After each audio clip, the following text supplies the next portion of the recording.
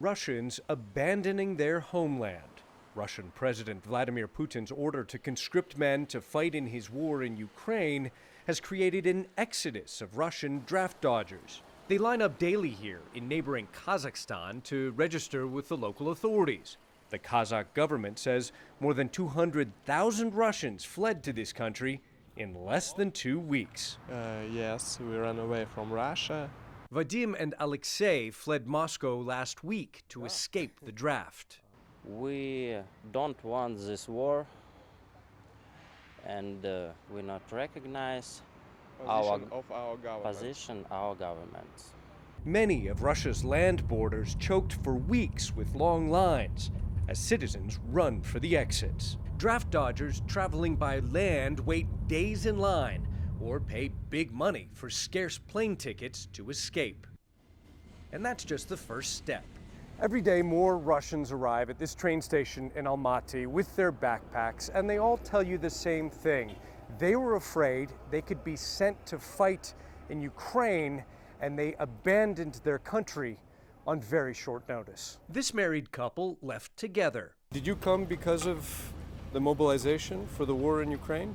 It was a final kick to start our journey, I guess. Yeah. Yeah.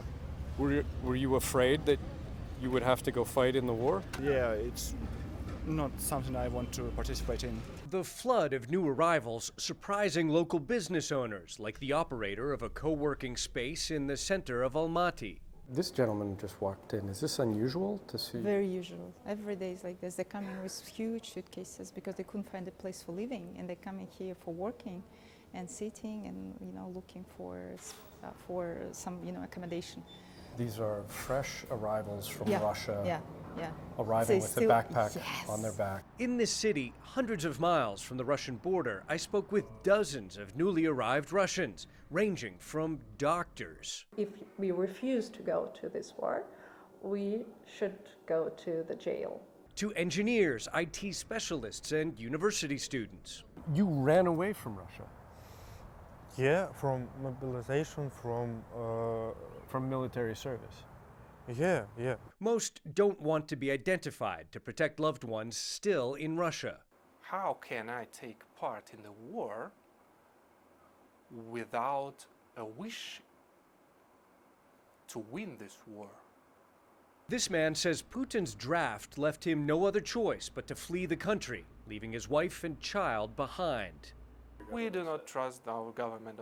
We do not believe in what they say. He says a Russian government crackdown on dissent has made protesting futile, leaving hundreds of thousands of men now suddenly adrift, trying to find work and accommodation in foreign countries. I am the citizen of the country that started that war. I do not support this war, never did.